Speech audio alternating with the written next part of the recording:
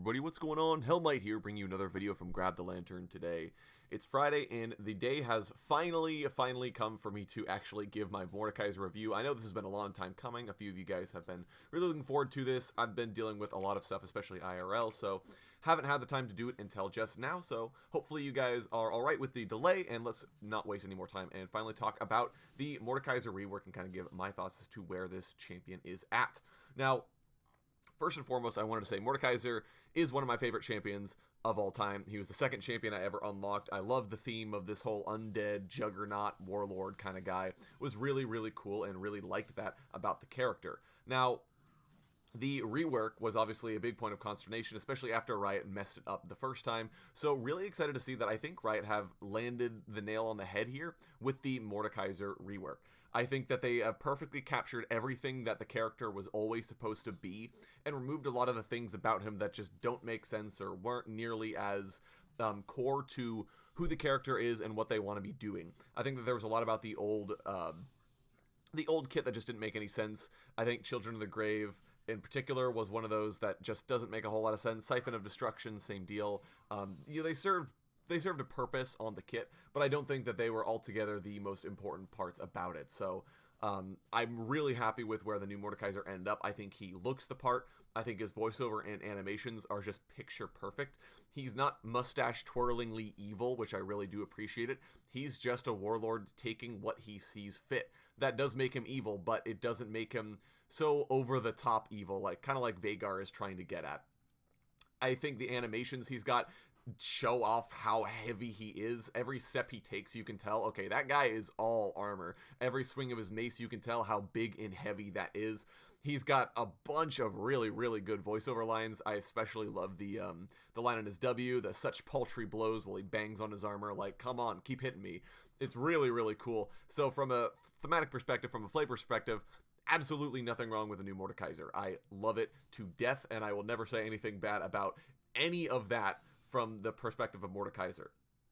I think the ultimate as well, it really captures what Mordekaiser wants to be doing, which is 1v1 me, bro. I think that also represents sort of Mordekaiser's evil warlord of death persona by saying, yeah, I'm going to just suck you into the death realm and make you fight me. And I'm going to steal your stats while you're here because I control death. That's really, really cool. If you guys have not read any of his lore and stuff, I highly recommend you do that because it's pretty cool. I'm a big fan of what they've done overall with Mordekaiser from a flavor perspective. Now, kit-wise, I think it's pretty self-explanatory. Mord just wants to get into extended 1v1 fights with enemies. That's the whole point of his passive, is basically to trigger that as soon as possible, and then use that in order to maximize the amount of damage he's doing while standing next to enemies, because his cooldowns are fairly long. He's not someone who's really hitting buttons constantly. For the most part, he's sort of landing his abilities at the beginning of a fight, and then just sort of walking at you and auto-attacking you and doing a bunch of ambient damage just by standing next to you, which again is super flavorful, but it does mean that Mordekaiser really is more content with landing the first ability and landing 3 abilities in a row and then just making sure that he's doing constant damage to an enemy nearby. So in that vein, he very much so is like Darius. Darius wants to land the pull and go for as long a fight as he can get, because the longer the fight goes, the more hemorrhage stacks he gets off, and if he's able to get maximum hemorrhage stacks, he can really punish an opponent. Mordekaiser is very similar. He wants to get Darkness Rise going as fast as possible, and then just wants to use it to deal a bunch of damage for free. His ultimate also is essentially what makes me call him a split pusher, because it guarantees him a 1v1. Mordekaiser is pretty much always able to press R and say, okay, I just get to fight you. Doesn't matter that your jungler's here. Doesn't matter that your support roamed up. I get to fight just you with an advantage. And if I win this, then I get to come back with a bunch of your stats until you next respawn. And it's going to make me a lot stronger and a lot harder for anyone who did come up to beat me again. So I do quite like that about Mordekaiser. It does mean that he wants to be in a side lane, split pushing, and it does also mean that his strength in a 1v1 is completely warranted. This is what he's supposed to be doing. If you walk into a side lane 1v1 against Mordekaiser and just try to fight him, I think for the most part, you kind of deserve to lose that, with the exception of a few champions that are also good split pushers. Fiora is one that immediately pops to mind. Her whole deal is the Grand Duelist. If Mordekaiser pulls her into Death Realm, she just presses R on him and says, all right, duel me. So obviously, there are champions that beat Mordekaiser in the 1v1, but for the most part, if you're playing someone like, let's say, Aatrox or a tank top lane, or even, Juggernauts that maybe aren't necessarily the strongest in the 1v1, you aren't going to want to fight Mordekaiser in this matchup. That's not what you're supposed to do. He's supposed to win these 1v1 split push matchups. Now, the biggest thing for me, though, is that Mordekaiser is very much so reliant on melee versus melee matchups.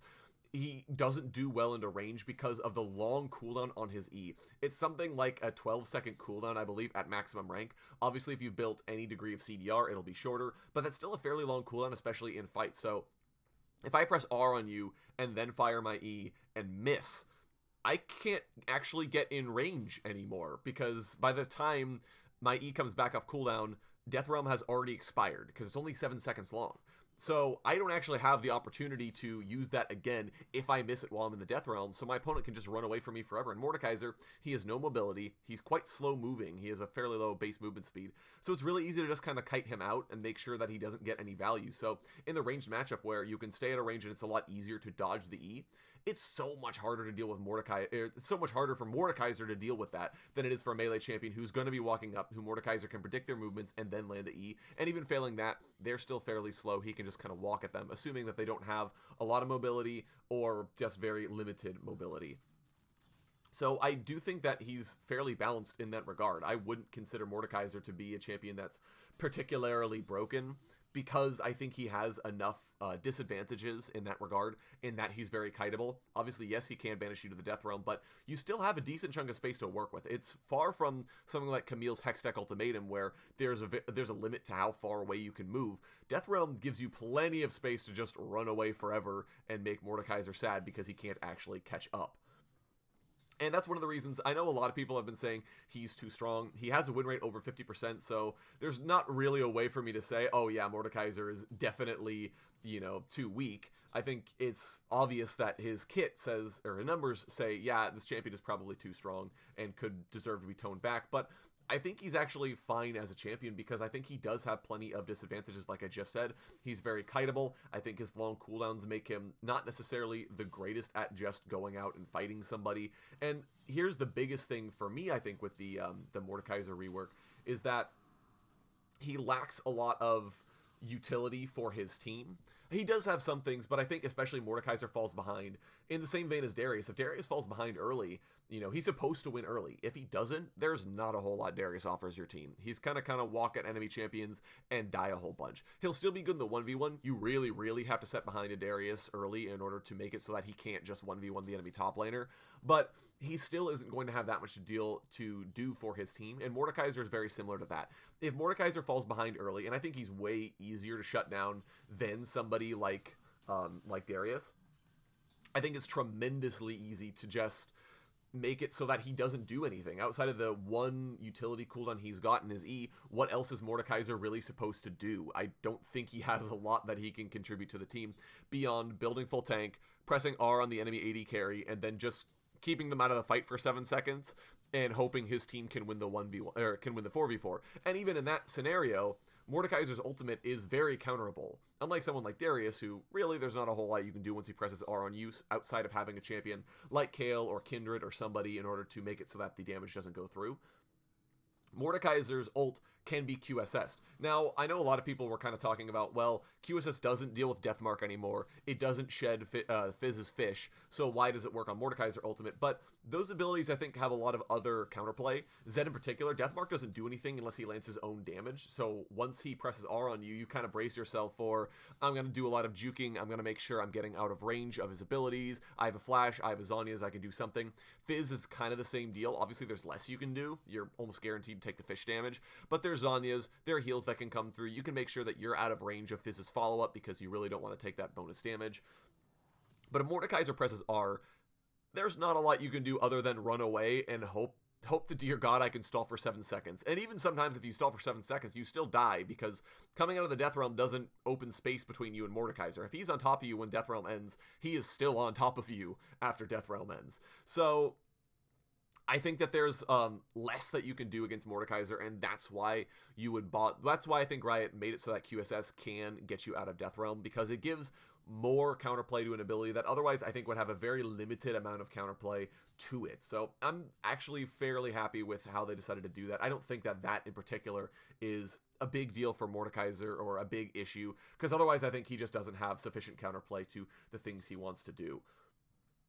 The other thing that I think really keeps him more balanceable is that it feels like most of his builds involve high amounts of AP, which doesn't make him that durable. He can get a very big shield, but again, it's dependent on him being in fights for long periods of time, because it starts decaying pretty much as soon as he exits combat with minions. He starts losing shield strength. So it's not like Mordekaiser can build up this big shield and then sit on it forever. Unless he's constantly hitting stuff in lane, or hitting champions in lane, he's not going to have this big shield available immediately. So if he's building fairly squishy and you get multiple champions on top of him and he doesn't have Death Realm, all of a sudden Mordekaiser is not really getting that big of a shield to benefit himself in the middle of fights. And even once he's used the shield, well, it's, I think, a very manageable value, unlike Tahm Kench, who, when he uses Thick Skin, you basically give up any attempt of killing him until after it wears off, because what are you supposed to do? That shield is his entire health bar.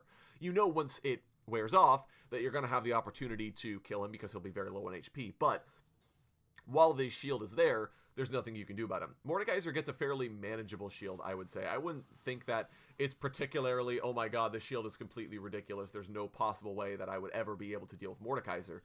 It does really feel like, okay, this is going to buy him some extra time, but it's certainly far from he's just going to live forever. So I think for the most part, Mordekaiser is balanceable.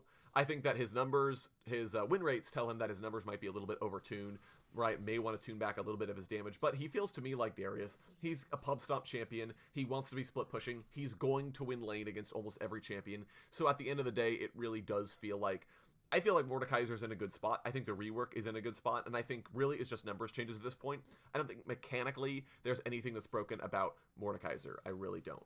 So I've talked for way too long in this video, but you guys can tell how excited I am by this champion.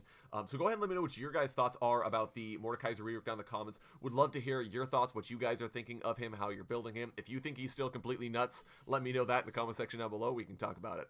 If you enjoyed today's video, go ahead and leave a like. And if you really enjoyed today's video, consider subscribing. I upload a video every Monday, Friday, and on patch days as well. I've also got a blog link down in the description, which you can look at for all of the other content I've been producing about League of Legends, professional, community scenes, all sorts of stuff like that. So go ahead and take a look at that. Once again, thank you guys so very much for watching. I do appreciate it. And I'll talk to you all later.